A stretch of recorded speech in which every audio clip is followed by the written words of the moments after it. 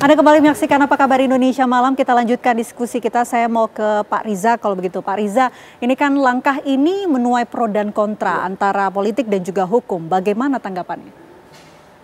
Ada orang menyebutkan ini forgiven but not forgotten. Jadi ini kan memaafkan, bukan melupakan.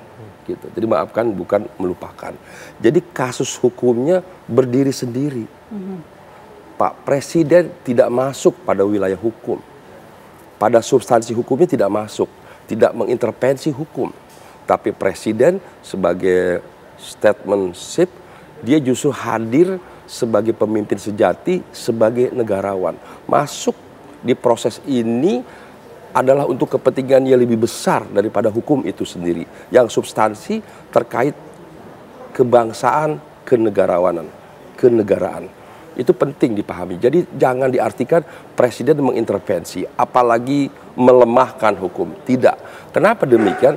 Karena ketika proses ini berlangsung, Presiden tidak melakukan intervensi.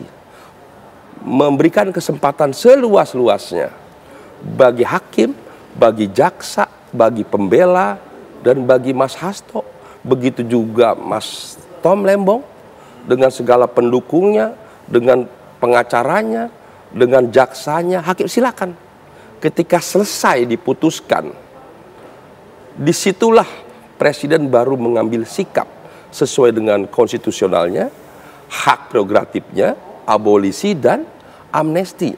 Dan proses ini juga berlangsung sesuai mekanisme yang diatur dalam pemerintahan, yaitu mendapatkan persetujuan dari DPR. Alhamdulillah ada Bang Dasko di situ dan kawan-kawan yang cepat merespon dan memahami apa keinginan Presiden untuk kepentingan bangsa. Jadi hari ini kita bersyukur, pemerintah sebagai eksekutif, DPR sebagai beriringan, bersama-sama saling membantu, saling melengkapi. Semuanya kedua lembaga ini, bahkan yudikatif, bersama-sama untuk membangun bangsa. Jadi ini bukan soal impunitas, bukan melemahkan hukum, justru sebaliknya. Ada yang lebih substansi dari masalah hukum sendiri. Jadi teman-teman, para pakar, para ahli hukum, saya mengajak kita melihat kepentingan yang lebih besar, itulah yang diambil. Pak Prabowo menunjukkan tidak ada dendam, ya, tidak juga mengintervensi. Kan bisa saja beliau dengan caranya mempengaruhi. Ya. Hakim umpamanya agar Mas Tom umpamanya diberatkan, Mas tidak kan? Atau justru sebaliknya Mas Tom supaya dikurangi, jangan berat gitu kan? Atau sebaliknya Mas Hasto jangan berat-berat dihukum, kan bisa.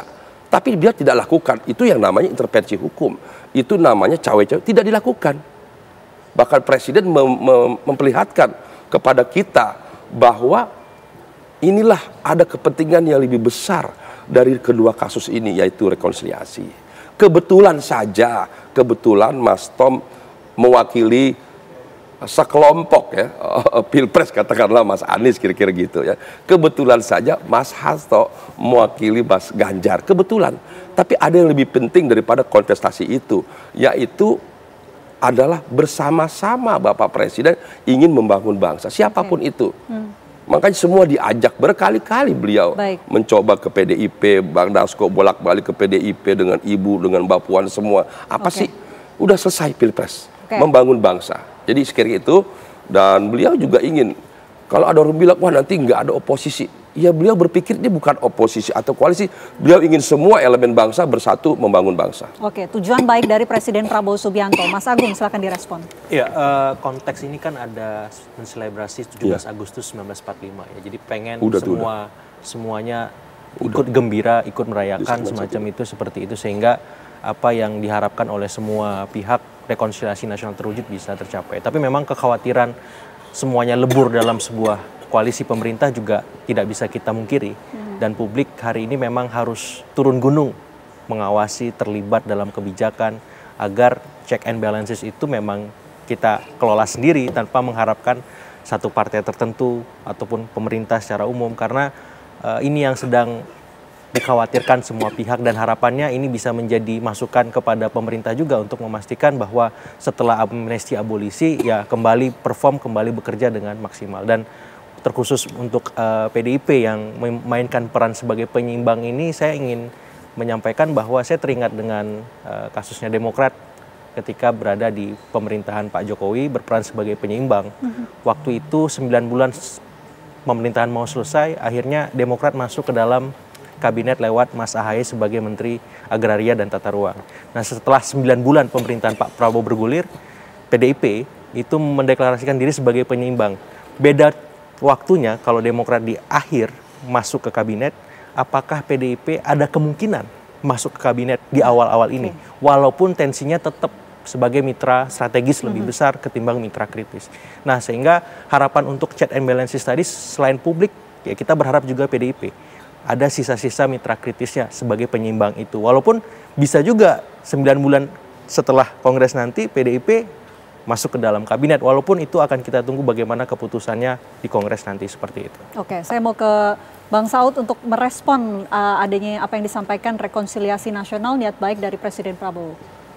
Iya, yang paling utama kan sebenarnya strategi boleh berubah, sistem boleh berubah, kemudian orang-orang yang ikut di dalam boleh berubah gitu ya. Semuanya boleh berubah kalau dari sisi manajerial. Yang nggak berubah, boleh berubah itu adalah nilai yang ada, nilai apa mau kita usung di sini.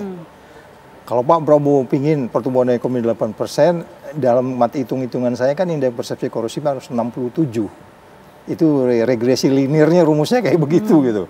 Nah, kalau kemudian kita ini sama-sama duduk-duduk koalisi against corruption, why not gitu kan. Oke, soal check and balance, aduh kalau saya bilangnya check and balance itu benahin aja lah BPK tuh. Supaya jangan terlalu politiking tuh BPK tuh. Itu udah beres semua nih. Ya, ini kan soal, Tom Lemon kan soal hitung-hitungan juga. BPK bilang nggak ada kerugian. Terus kemudian BPKP bilang ada kerugian. Ya, makanya saya bilang BPK aja dibenarin, check and balance-nya selesai. Semua angka kita bereskan di sana. Nggak ada lagi satu rupiah pun yang nggak bisa dipertanggungjawabkan. Jadi artinya oke, sementara mereka memang itu apa dari latar belakangnya politik semua.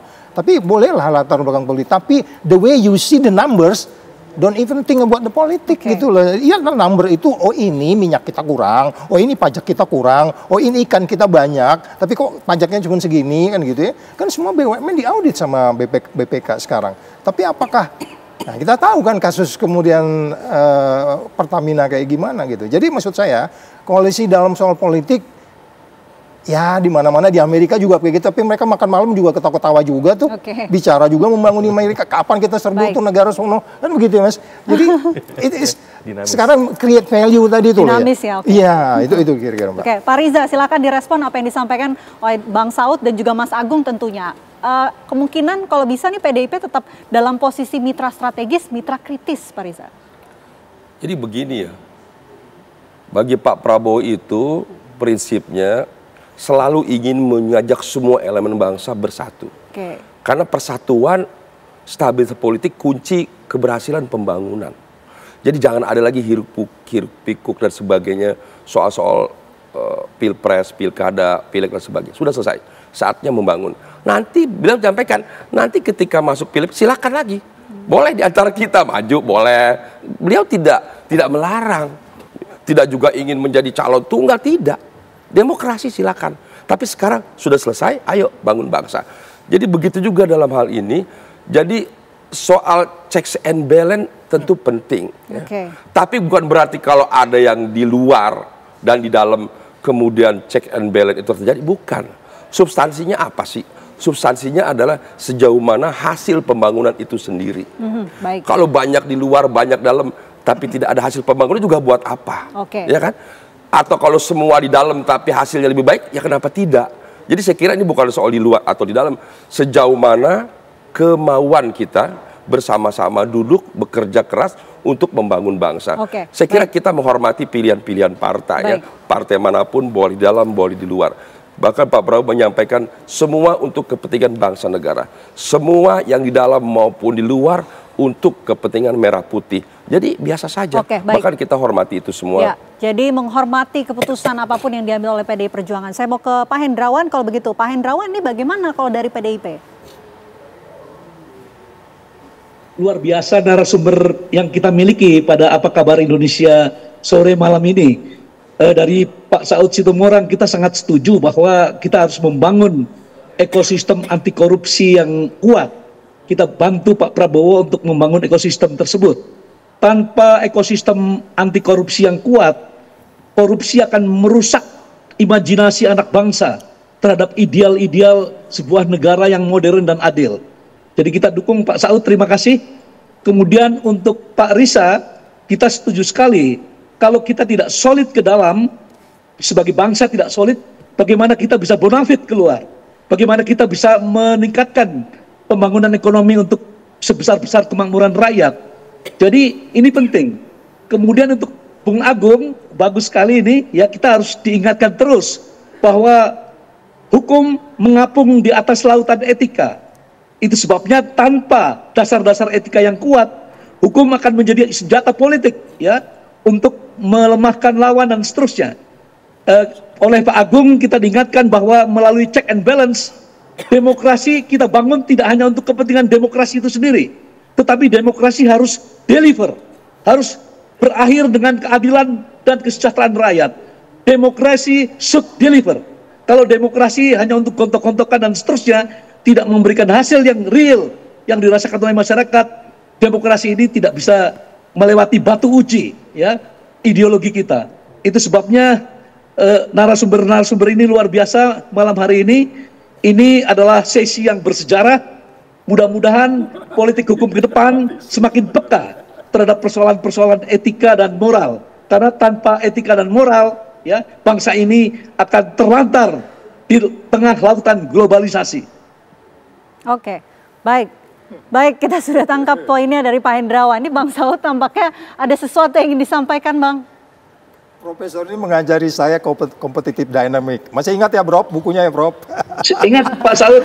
Hormat Pak Saud. Baik. Beliau mengajari saya kompetitif dynamic.